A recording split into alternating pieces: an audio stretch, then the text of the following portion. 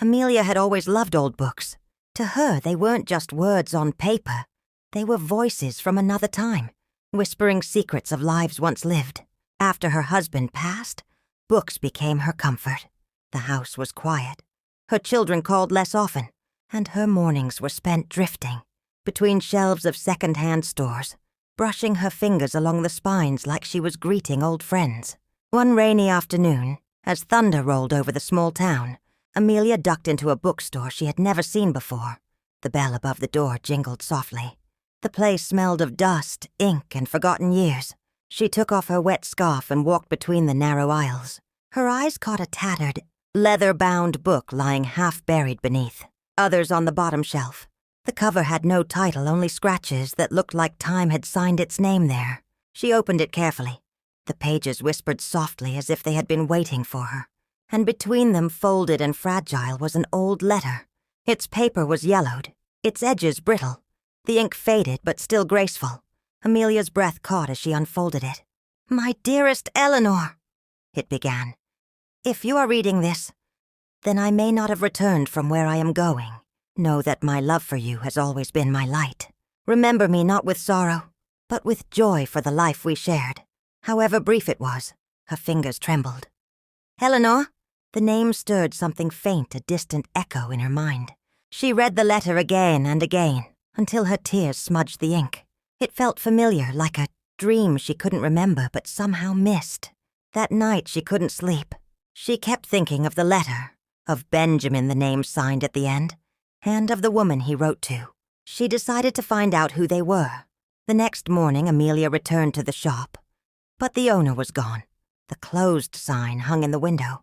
When she asked around, no one had ever heard of such a shop existing there. Confused but determined, she began her search elsewhere in libraries, town records, old archives. Weeks turned into months. Her quiet life became a journey through time. She found traces of Benjamin Turner, a soldier who had fought in the war, missing in action in 1943, and Eleanor Reed, a woman who had once lived in a nearby town. They had been married for only 6 months before the war separated them forever. But there was something strange. In one record, Amelia found an old photograph. Her heart stopped. The woman Eleanor looked exactly like her. The same eyes, the same soft curve of the smile. She dropped the paper from her trembling hands. It couldn't be. Her nights filled with dreams, a woman crying at a train station, a man in uniform waving goodbye, the sound of bombs echoing in the distance. Sometimes she woke up whispering a name she didn't know she remembered. Benjamin. Driven by something she couldn't explain, she traveled to an old village 2 towns away. There, hidden behind ivy and thyme, she found a cottage with white roses growing along the fence. She knocked and an elderly woman opened the door. Her eyes were clouded but kind. "Can I help you?" the woman asked, her voice trembling. Amelia held out the letter. "I found this in an old book." The woman took it and her knees almost gave out. Tears welled in her eyes as her fingers traced the familiar handwriting. "Where did you find this?" she whispered. "In a bookstore," Amelia said softly. "I thought it might belong to you." The woman's lips trembled. "Yes," she said finally. "It was meant for me, but I never received it." Something stirred deep inside Amelia, that same echo of recognition. The woman's face, though older, felt like a reflection in an old mirror. "Do I know you?" Amelia asked. The woman looked at her for a long time before speaking. "You remind me of someone. My friend Amelia. We were children together. Before the war." Amelia froze. "Eleanor." The old woman's hand went to her mouth, and tears streamed down her face. "Yes, my God, Amelia. Is it really you?" They fell into each other's arms, weeping. The rain outside whispered against the glass as decades melted away.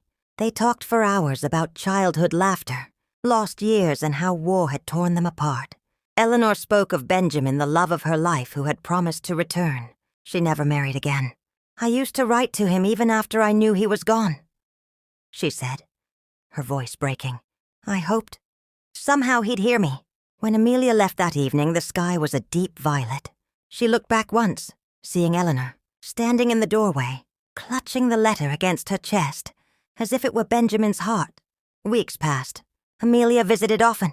They shared meals, memories, silence.